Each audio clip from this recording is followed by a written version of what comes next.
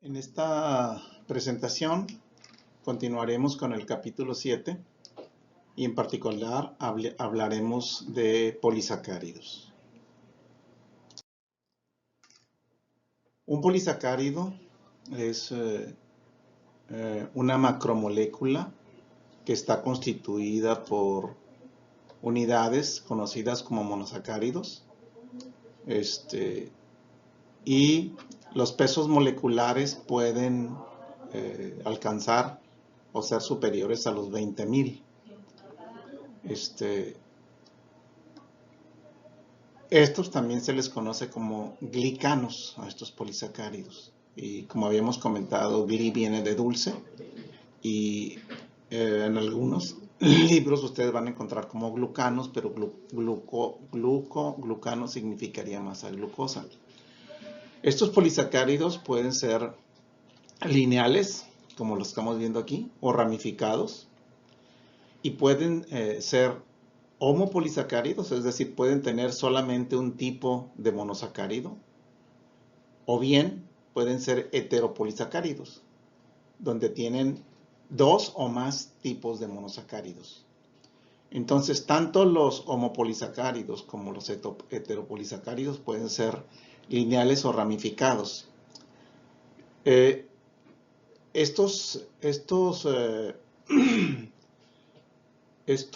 polímeros tienen diferentes funciones. Una es que funcionan como reserva de energía, tal es el caso del almidón en las semillas de las plantas, que las utilizan precisamente durante el proceso de germinación, ya que después de que germinan estas semillas se van a convertir en una planta y ya no dependerían del almidón para la energía, sino que harían fotosíntesis. En nosotros, en los animales, nosotros almacenamos glucógeno en dos partes, en el hígado y en el músculo. El glucógeno del hígado nos permite mantener los niveles de glucosa en sangre, lo cual es muy importante para el cerebro, ya que es un órgano que depende exclusivamente de glucosa como fuente de energía. Y en el caso del glucógeno del músculo se utiliza en condiciones de estrés, cuando estamos en peligro, utilizamos ese glucógeno para producir energía. Y vamos a encontrar otros polisacáridos, como la celulosa y la quitina, que tienen papeles estructurales en la celulosa en el caso de las plantas, y la quitina en el caso de algunos insectos y animales marinos. Aquí vemos que el almidón está constituido por dos polímeros. La amilosa, que es una molécula lineal formada por monosacáridos, es un homopolisacárido por unidades de glucosa. Y ustedes pueden ver cómo el enlace es alfa, porque como habíamos comentado, el OH del carbono anomérico, este sería el carbono anomérico, va a estar en el plano opuesto al CH2OH que está en el carbono 5. Entonces el enlace es alfa 1,4, ¿sí? Y en la amilosa vamos a tener un extremo no reductor y un extremo reductor, porque veamos que aquí está libre el carbono anomérico. El peso molecular relativo de la amilosa puede ser de unos miles hasta más de 1.000.000. Además de contener amilosa, el almidón contiene amilopectina. Y esa amilopectina, la diferencia es que va a presentar ramificaciones que corresponderían a enlaces alfa 1,6. Entonces aquí vean ustedes, este es el carbono anomérico que se une al carbono 6 de otra cadena. Entonces, y aquí veríamos la estructura. Esta sería una cadena de amilopectina, donde pueden ver ustedes que hay ramificaciones, ¿sí? Donde están estas ramificaciones son enlaces alfa 1,6 y luego van a tener partes lineales. Y ustedes pueden ver cómo el almidón En el almidón la amilopectina, la amilosa se entrelaza con la amilopectina. Entonces, esta sería de forma general la estructura de la amilopectina. Y vamos a tener diferentes tipos de amilopectinas dependiendo del material vegetal de que estemos hablando. Y vamos a tener diferentes tipos, consecuentemente, de almidón, lo que impacta en las propiedades, ¿sí? Nosotros tenemos almidón en el maíz, tenemos almidón en el trigo, pero el almidón del trigo es muy apropiado para la industria de panificación, no así el almidón de maíz, y esto tiene que ver con las características estructurales del almidón. En el caso de la amilopectina, es una molécula muy grande y puede tener un peso molecular relativo hasta de 200 millones. En el caso en este caso de la amilopectina, vamos a tener ramificaciones de cada 24 a 30 residuos. El otro polisacárido de almacenamiento es el glucógeno. Aquí tendríamos el glucógeno. Esta es una molécula ramificada. Si ustedes la ven, se darán cuenta que tiene la forma como si fuera un árbol, un arbolito con muchas ramas, ¿sí? Aquí tendrían este sería el extremo reductor. Todas estas partes que están aquí arriba, todas estas bolitas que están como con rayitas, estas de acá, serían extremos no reductores, ¿sí? Y todas estas bolitas en azulito están unidas por enlaces alfa 1,4. Y aquí esta glucosa que está en verde está unida a esta glucosa por enlaces alfa 1,6. Entonces, esta sería la estructura de la amilopectina.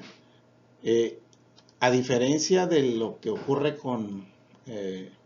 esta sería la estructura, perdón, del glucógeno.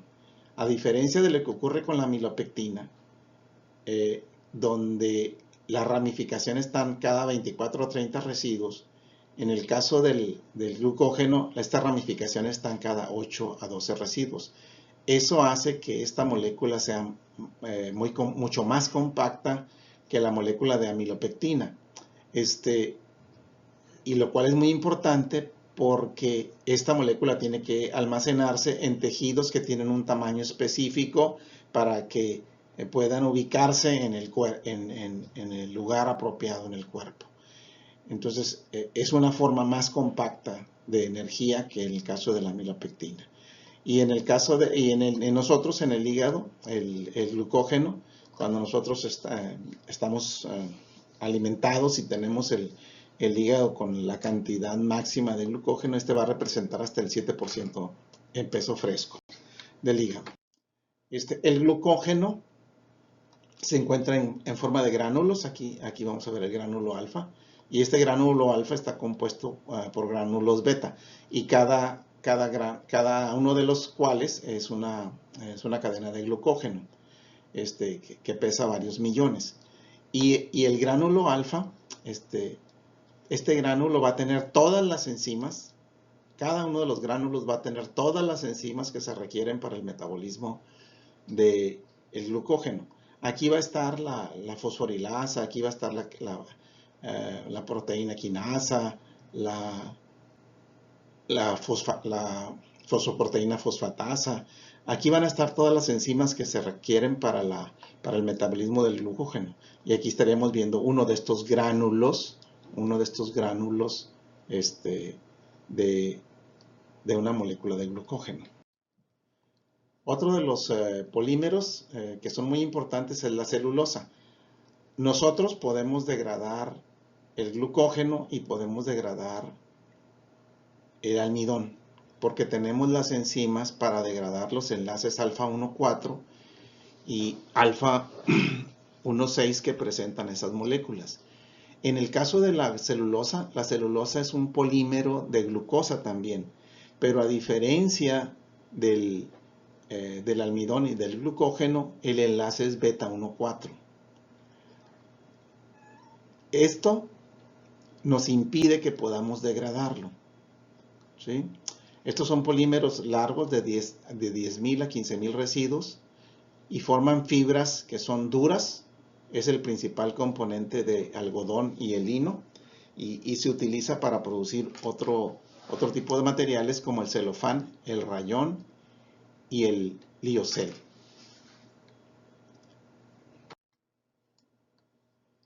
Como habíamos comentado, nosotros podemos digerir el almidón y el glucógeno.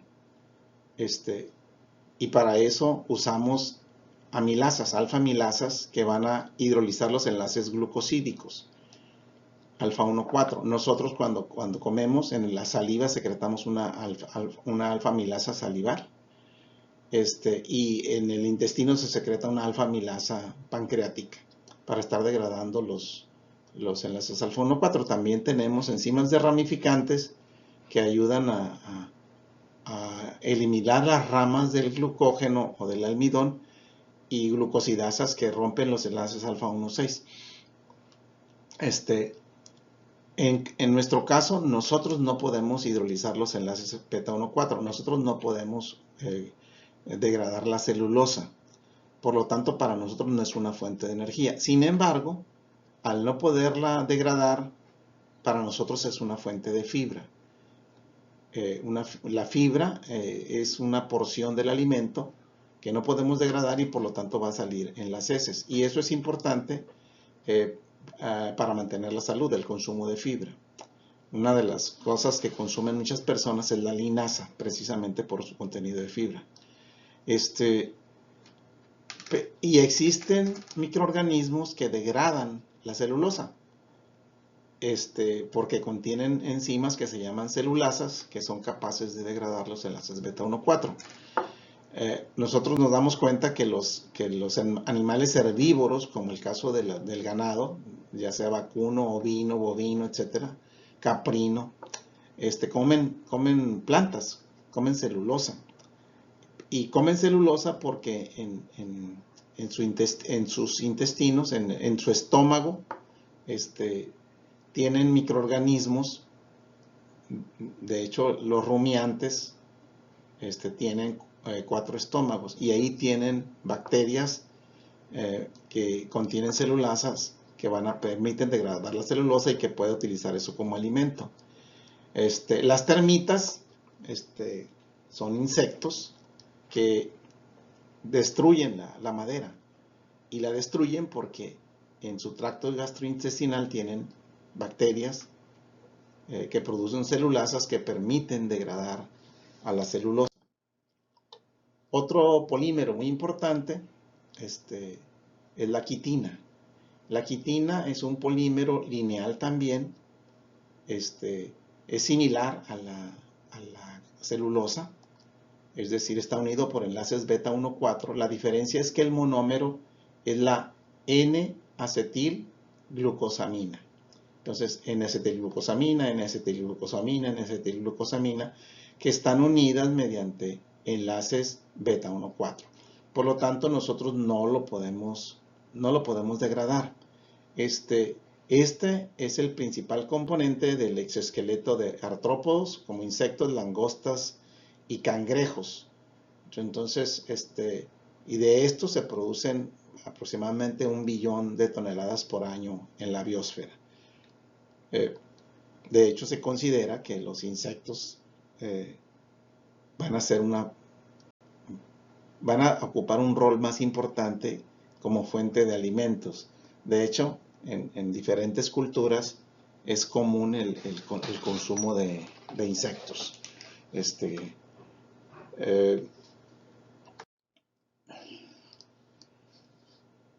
Un polisacárido va a tomar una forma que va a corresponder con aquella estructura que tenga la menor energía libre de Gibbs, que sea la más estable.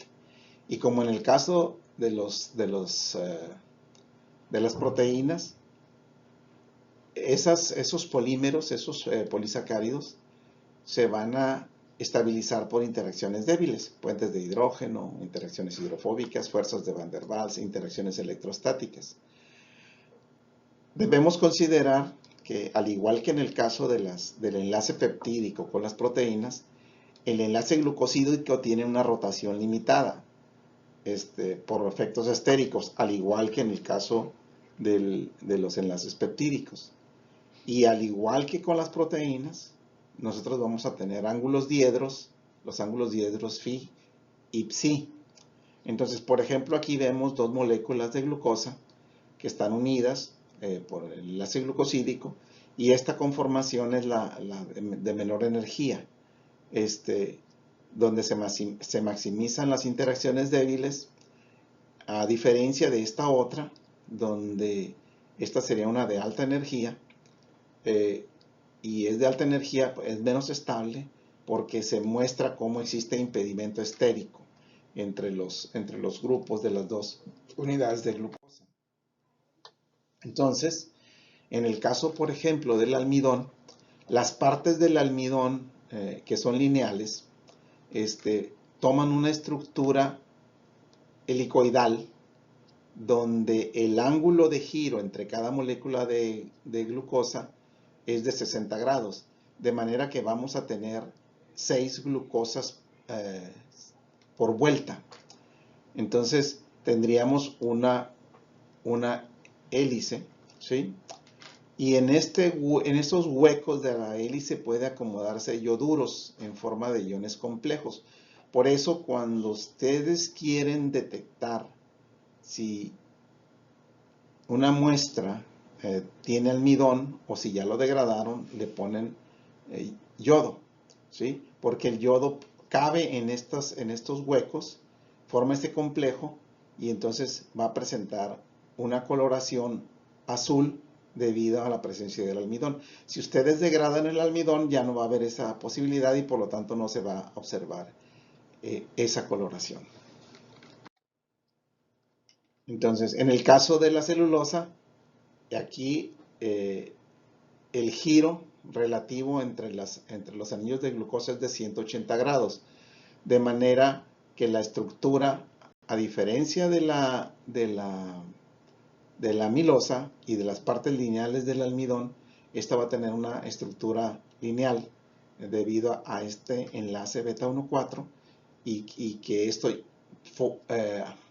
hace forzoso que el giro relativo será de 180 grados, que es lo que estamos viendo aquí.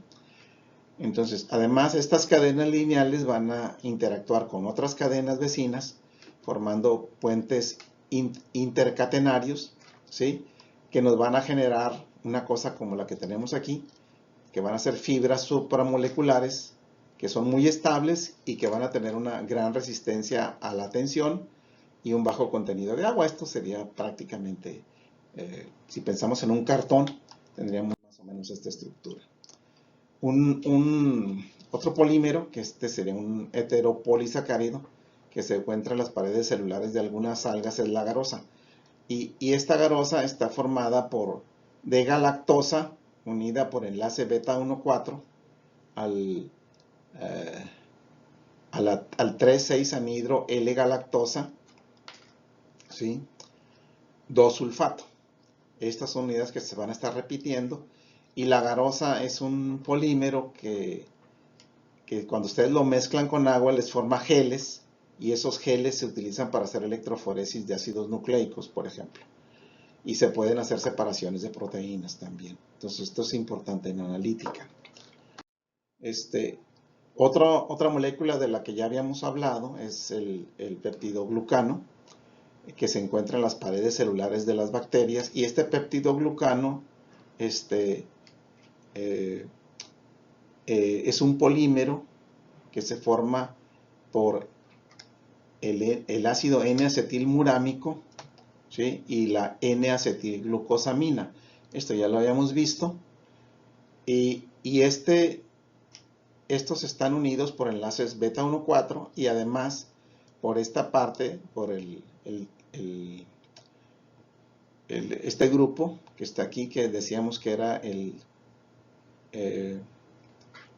venía del ácido 2 hidroxipropiónico, este sustituyente en posición 3, se unía a péptidos, y que estos péptidos, ¿sí?, formaban entrecruzamientos para formar el peptidoglucano. Aquí es donde habíamos hablado que actúa una transpeptidasa. Entonces, este peptidoglucano envuelve a la célula y la protege del hinchamiento y de la lisis por choque osmótico. Y decíamos que las penicilinas actúan inhibiendo a la transpeptidasa, ¿sí? Y por eso tenían un efecto sobre las bacterias.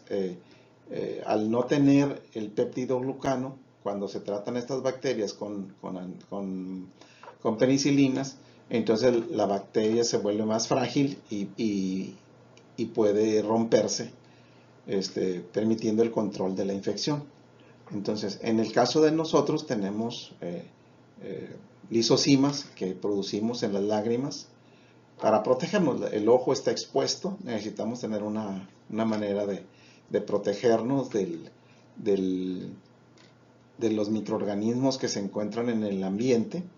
Entonces, por eso tenemos esta lisosima que ayuda a controlar eso. Las lágrimas nos van a ayudar a lubricar para evitar la sequedad del ojo, y la lisosima va a degradar bacterias que lleguen a alcanzar el ojo, porque como decía, lo tenemos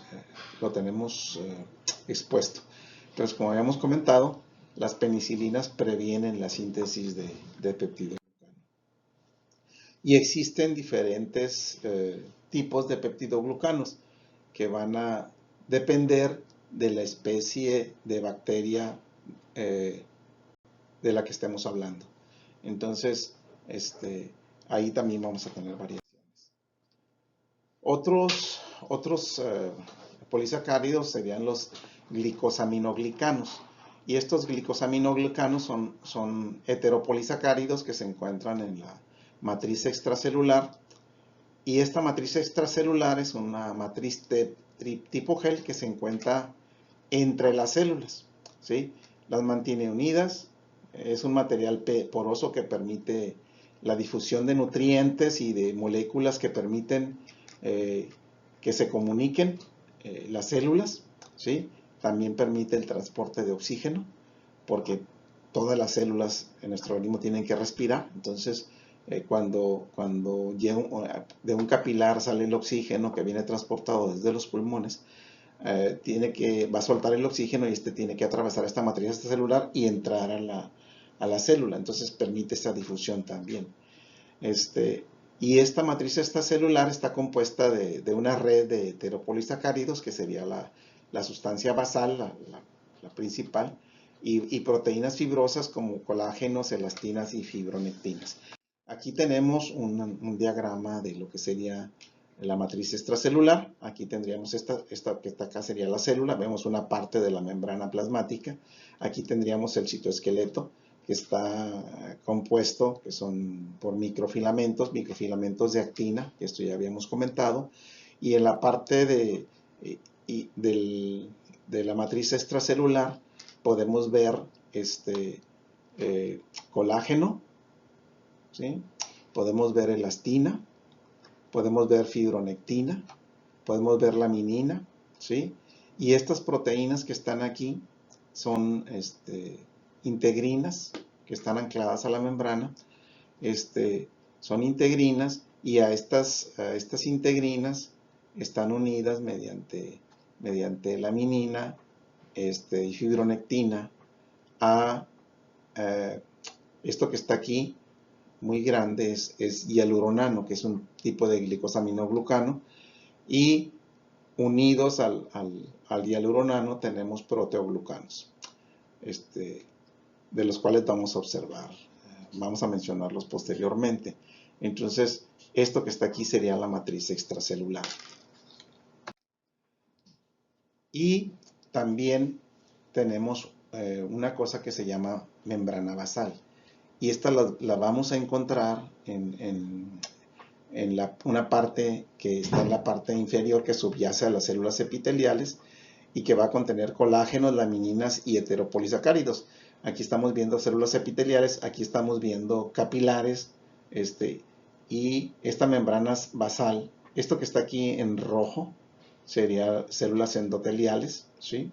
y esto que está aquí arriba sería, esto que está en rosa sería la membrana basal. Entonces, y en esta parte vamos a tener tejido conectivo, y vamos a tener fibroblastos. Entonces, esto que está aquí sería la membrana basal. Los glicosaminoglucanos son una familia de heteropolisacáridos lineales que están compuestos de unidades repetidas de disacáridos. Solamente los vamos a encontrar en animales y bacterias, y uno de los dos monosacáridos va a ser siempre N-acetilglucosamina o N-acetilgalactosamina, va a ser uno de estos dos. El otro monosacárido, la mayoría de las veces, es un ácido urónico, por lo general el ácido glucurónico, o puede ser el ácido L-idurónico. Algunos de estos glicosaminoglucanos van a contener grupos sulfato. Entonces, debido a la presencia, decíamos que va a tener ácidos urónicos y sulfatos. Esto implica que a pH fisiológico estos van a tener una alta densidad de carga negativa, lo que va a favorecer que tenga una estructura extendida y que los grupos cargados, como van a tener carga negativa, tienen que estar alternados a los lados de la hélice. Entonces, estos sitios alternados, sulfatados y no sulfatados, funcionan como sitios de reconocimiento de proteínas y que son importantes generan importantes mensajes o contribuyen a la actividad biológica de estos compuestos y el efecto que tienen estas proteínas con las que interactúan. Los glicosaminoglucanos sulfatados se unen a proteínas extracelulares para formar proteoglicanos, ¿sí? Aquí tenemos los tipos de glicosaminoglucanos, por ejemplo, el hialuronano, que ustedes pueden ver que está formado por ácido glucurónico, ¿sí? Vean cómo el carbono 6 se oxidó completamente. Este es el ácido glucurónico y está unido por enlaces beta 1,3. Vean, este es el carbono anomérico, el hidroxilo está del mismo lado que está el carbono unido al carbono 5. Entonces, este sería un enlace beta 1 y está unido al carbono 3, ¿sí? En este caso, de la N-acetilglucosamina, ¿sí? Y luego, este dímero está unido a otro dímero, pero por enlace beta 1,4, y esto se va a repetir.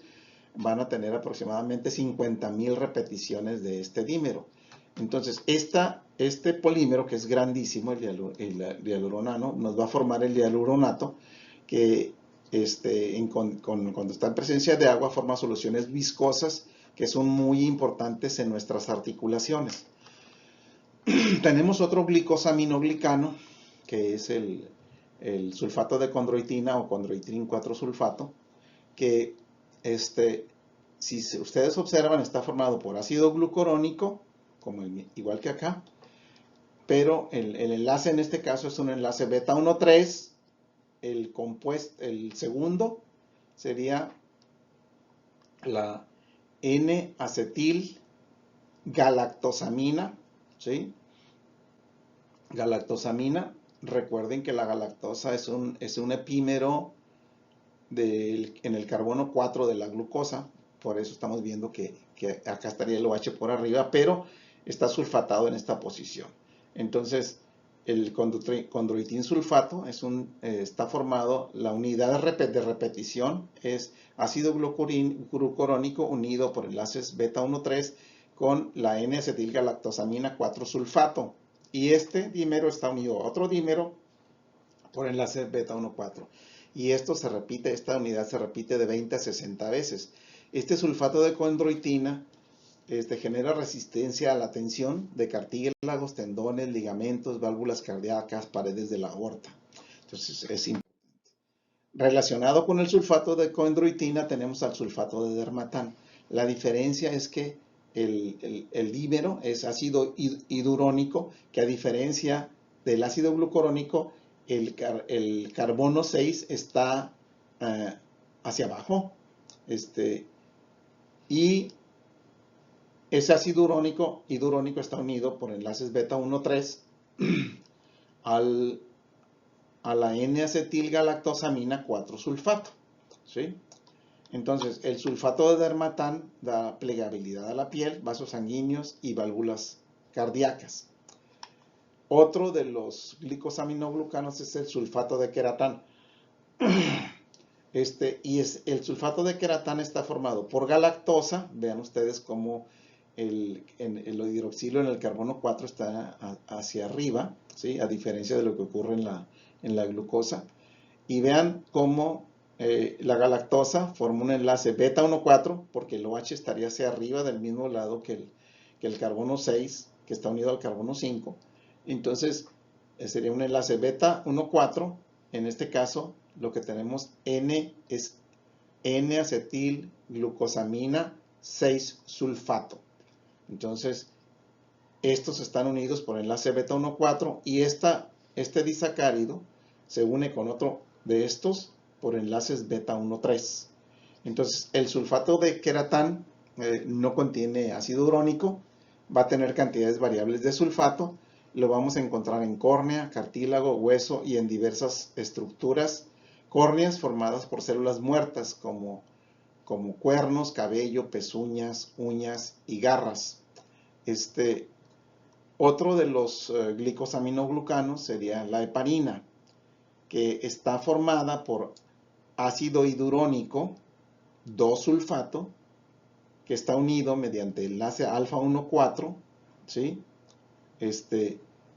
Vean por qué es alfa. El OH estaría en posición opuesta al carbono que está unido al carbono 5, por eso es alfa.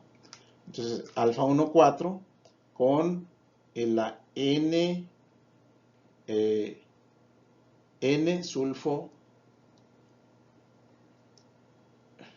glucosamin sulfato 3-sulfato 6-sulfato.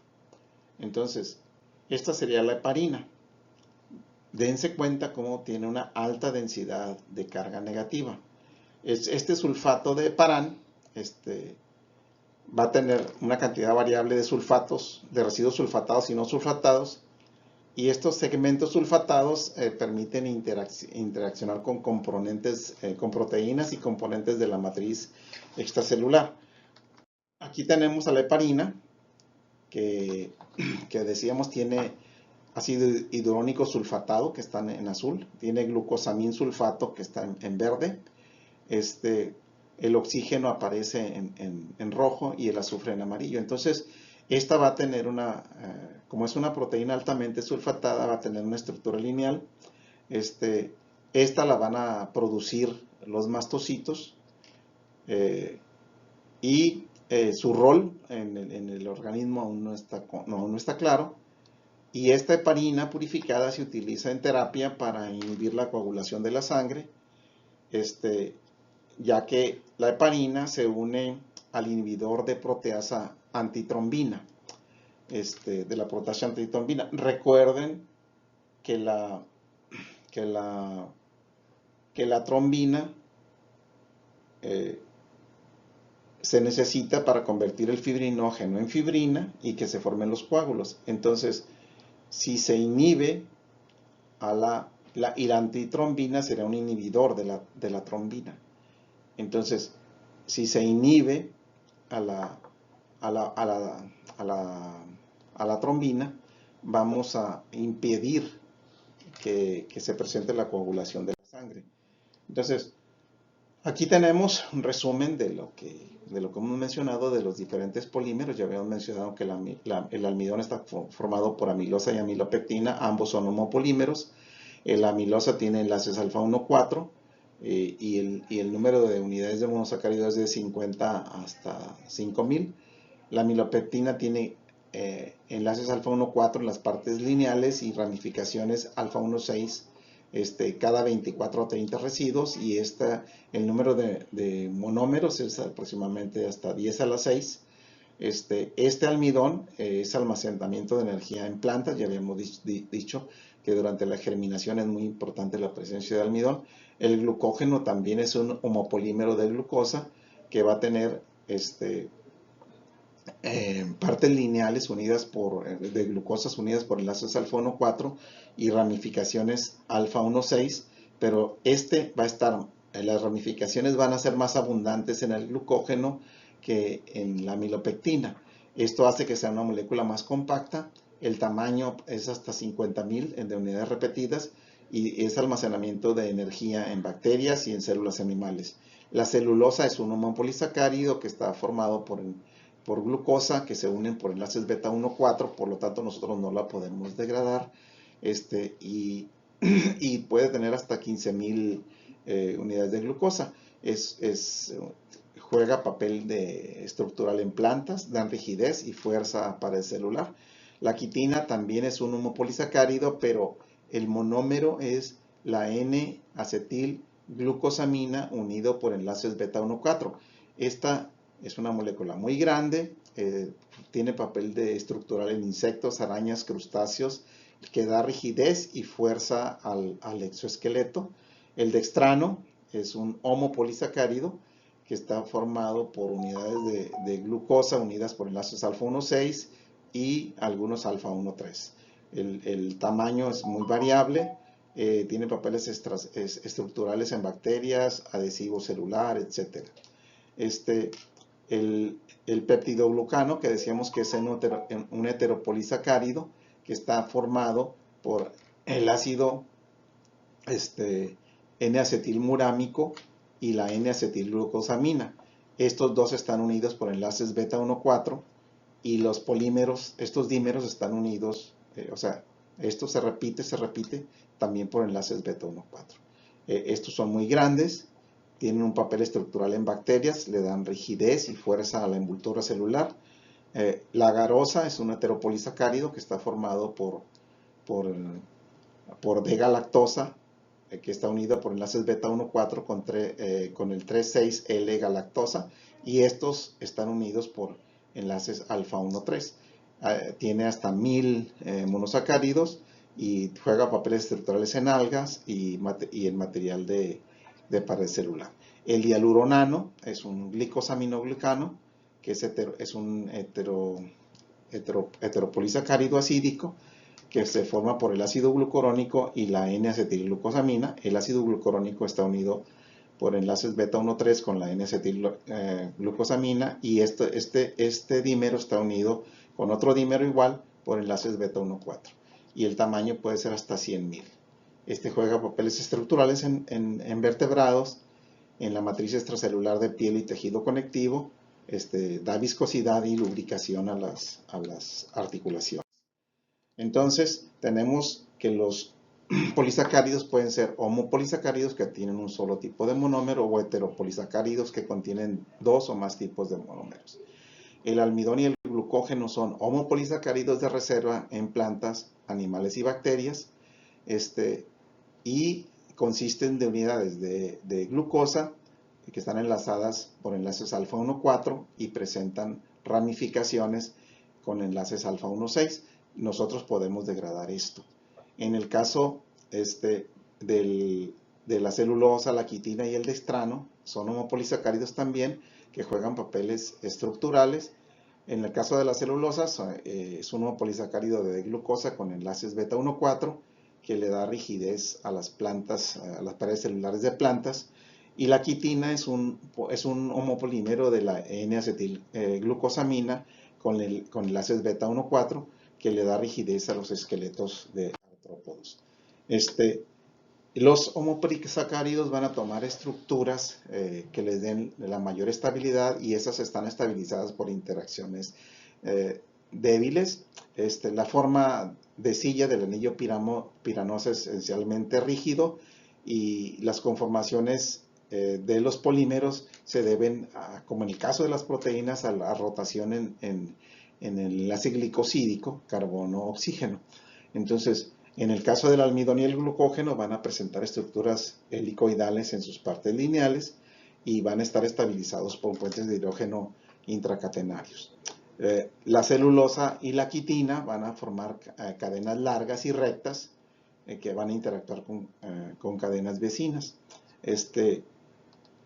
Las paredes celulares de las bacterias son reforzadas por peptidoglucanos que están formadas por unidades repetidas del disacárido N-acetilglucosamina y el N-acetilmurámico, que están unidos por enlaces beta 1,4.